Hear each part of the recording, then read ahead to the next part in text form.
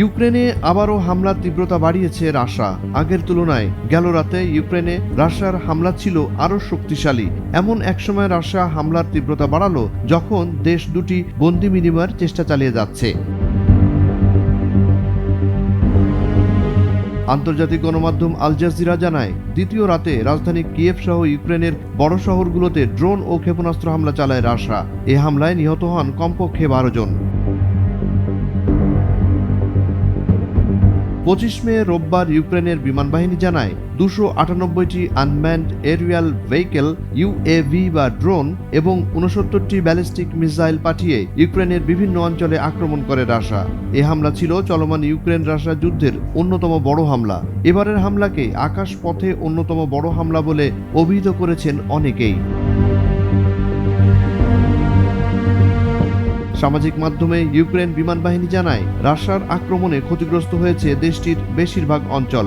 ইউক্রেনের 22টি এলাকায় বিমান হামলা হলেও 15টি স্থানে ক্রুজ ক্ষেপণাস্ত্র এবং অ্যাটাকিং ড্রোন ভূপাতিত করা হয়েছে। ইউক্রেনের নিরাপত্তা সেবার পক্ষ থেকে জানানো হয়, রাজধানী কিয়েভে কমপক্ষে 4 জন নিহত এবং 16 জন আহত হয়। সরকারি সংস্থার বরাতে জানা যায়, জয়িতমির অঞ্চলে নিহত হন 8, 12 ও 17 বছর বয়সী 3 শিশু। পাশাপাশি দক্ষিণের শহর মাইকোলাইভে নিহত হন আরও একজন।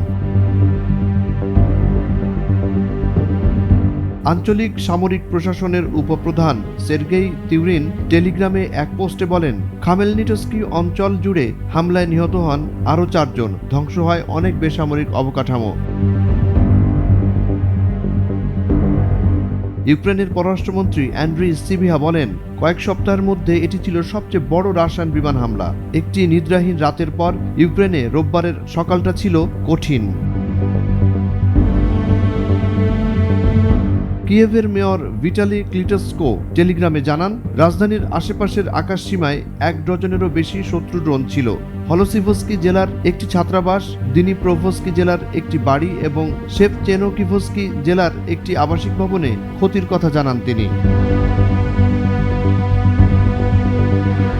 রাশিয়ার প্রতিরক্ষা মন্ত্রণালয় জানায়, তাদের বাহিনী অন্তত 110টি ইউক্রেনীয় ড্রোন গুলি করে ভূপাতিত করেছে। মস্কোর মেয়র সের্গেই সেবিয়ানিন বলেন, নিষ্ক্রিয় করা হয়েছে মস্কোর দিক থেকে উড়ে আসা অন্তত 12 ড্রোন। রাশিয়ার বেসামরিক বিমান চলাচল কর্তৃপক্ষ রোসাভিয়াতসিয়া জানায়, প্রধান কেন্দ্র শেরেমেতিয়েভো সহ বন্ধ রাখা হয়েছে কমপক্ষে 4টি বিমানবন্দর। এদিকে ইউক্রেন প্রেসিডেন্ট ভলোদিমির জেলেন্সকি এবং রাশিয়ার প্রতিরক্ষা মন্ত্রণালয় জানায়, 390 জন করে সেনা ও বেসামরিক নাগরিক মুক্তির পর শনিবার দুপক্ষই আরও 307 জন করে সৈন্য দেশে ফিরিয়ে আনে। ইউক্রেন প্রেসিডেন্ট জেলেন্সকি তার অফিসিয়াল টেলিগ্রাম চ্যানেলে বলেন, রোববার আরও মুক্তি আশা করা হচ্ছে। আর রাশিয়ার প্রতিরক্ষা মন্ত্রণালয় আরও জানায়, বিনিময় অব্যাহত থাকবে বলে আশা করা হচ্ছে। জুনায়েদ আলী সাকি, বৈশাখী সংবাদ।